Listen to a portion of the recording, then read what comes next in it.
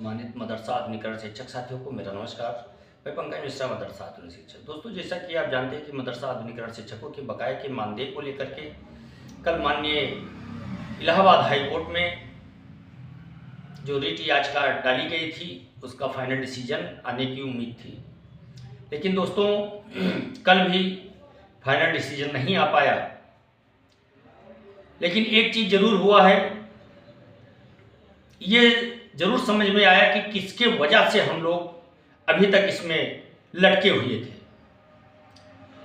दोस्तों, हम लोगों की ज़िंदगी को तबाह करने में इन अधिकारियों का बहुत अहम रोल था।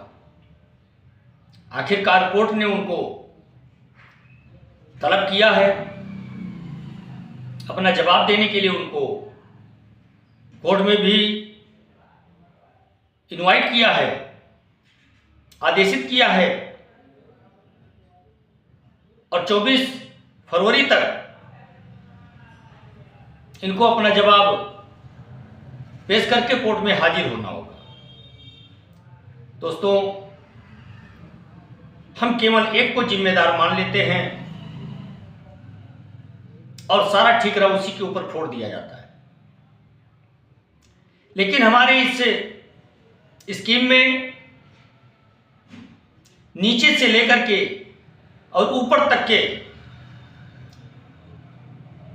यानी कि मदरसा आधुनिकीकरण शिक्षक के नेता से लेकर के और उच्च अधिकारी मंत्री तक हम लोगों की जिंदगी तबाह करने में कोई कसर नहीं छोड़ी अपने तरफ से, और उसका खामियाजा आज इन आधुनिकीकरण शिक्षक साथियों को भोगना पड़ रहा है। कल कोर्ट ने जिस तरह से आदेश दिया है, हम लोगों को उम्मीद थी कि कल ही हम लोगों का यह डिसीजन आ जाएगा कि कितने दिनों में पैसा हम लोगों को मिलेगा। लेकिन ये कोर्ट का मामला है, जैसा कि मैं पहले बता चुका हूं आप लोगों को कि ये कोर्ट का मामला है, कानूनी प्रक्रिया है। विपक्षी हमेशा चाहेगा कि इस मामले को कितना लटकाया जाए, लेकिन जितना ये मामला आगे बढ़ता जाएगा उतने पेच इसमें फंसते जाएंगे और ये मामला और उलझता जाएगा। दोस्तों, अब इसमें दो चीजें और साफ दिखाई देने लगी हैं। जो एचआरडी मंत्रालय और अल्पसंख्यक मंत्रालय का जो आपसी मतभेद है, उसकी वजह से भी अभी ये मामला और आगे तक जाने की संभावनाएं बन गई है, क्योंकि अल्पसंख्यक विभाग कह रहा है कि 1 साल तक मैंने संचालन किया है और 1 साल का पैसा मैंने दे दिया, हमारे पास कोई बकाया नहीं। एचआरडी मंत्रालय कहता है कि अल्पसंख्यक विभाग को यह योजना फॉरवर्ड कर दी गई थी, इसलिए हमारी कोई जवाबदेही नहीं बनती है। इन सब मामलों को देखते हुए माननीय इलाहाबाद हाई कोर्ट ने अधिकारियों को भी तलब किया गया है। अब यह देखना दिलचस्प होगा कि अधिकारी उस दिन तलब होते हैं या फिर कोई नया ड्रामा रचते हैं। यह प्रक्रिया लंबी होती जा रही है। हम लोग सोच रहे थे कि इसका निस्तारण कल ही हो जाएगा, लेकिन दोस्तों ये कानूनी प्रक्रिया है, इसमें हर वो दांव पे चला जाता है, चाहे वो लीगल हो चाहे अनलीगल हो। झूठ को भी कोर्ट में सच साबित कर दिया जाता है, सच के सबूत के अभाव में। लेकिन दोस्तों, ये उनका मंशा पूरा नहीं होगा, क्योंकि आधुनिकीकरण शिक्षकों ने अपना समय बर्बाद किया है, अपने जीवन का अमूल्य समय दिया है मदरसे को,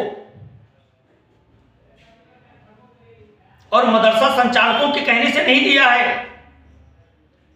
सरकार के कहने पर दिया है, क्योंकि ये योजना सरकार चला रही थी, मदरसा प्रबंधक नहीं चला रहा था।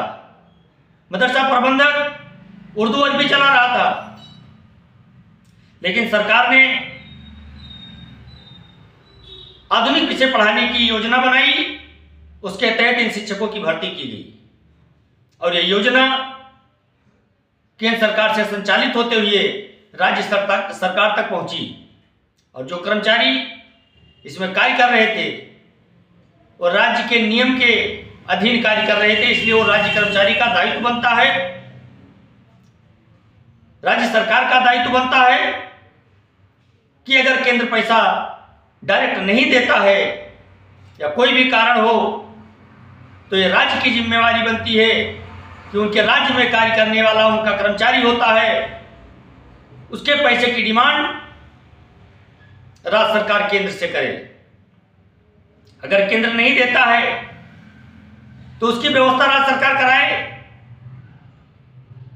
क्योंकि शिक्षक तो आपके बनाए हुए नियमों के अधीन चल रहा है, इसलिए हम राज्य कर्मचारी हैं। दोस्तों, ये सब सारी चीजें हैं और कभी कभी तो ऐसा लगता है कुछ क्षण के लिए कि सब खत्म हो गया, लेकिन उसके बाद फिर एक उम्मीद की किरण दिखाई देती है, फिर उस पर भागा जाता है, पैरवी की जाती है, मेहनत किया जाता है कि अब ये काम हमारा हो जाए, आश्वासन मिलता है, लेकिन समस्या जस की तस बनी हुई है, अभी कुछ हो नहीं पाया है। फाइल भी पहुंच गई, मंथन भी हो गया, बाकी क्या है? इसको क्यों लटकाया जा रहा है, लटकाने भटकाने का कार्य किया जा रहा है, यह हम लोगों के समझ से परे है। लेकिन इतना जरूर है कि परिश्रम बंद नहीं होगा, एक ना एक दिन सफलता हमको जरूर मिलेगी दोस्तों। इसलिए मेरे सभी शिक्षक साथी धैर्य बनाएं, ज्यादा परेशान ना हो, पैरवी आपकी निरंतर जारी है, कोर्ट से भी और धरना प्रदर्शन से भी, मेल मिलाप से भी हर प्रकार का कार्य किया जा रहा है कि किसी भी वजह से हम लोगों की स्कीम संचालित हो जाए और बकाया मिल जाए। दोस्तों, बकाया तो मिलेगा ही मिलेगा। संकट सबसे ज्यादा अगर किसी पर है तो स्कीम को लेकर के है दोस्तों। हालांकि उम्मीदें धूमिल नहीं हुई हैं, उम्मीदें खत्म नहीं हुई हैं, अब तो और प्रबल हो गई हैं दोस्तों। अब कार्य जरूर होगा, इसलिए आप लोग थोड़ा धैर्य रखें। ये काम हम लोगों का निश्चित तौर पर होगा, इसको कोई रोक नहीं सकता है। बाकी की पूरी बात पूरी डिटेल में आपको शाम की वाली वीडियो में हम आपको बताएंगे। तब तक के लिए मुझे अनुमति दें। नमस्कार, जय हिंद, जय भारत, भारत माता की।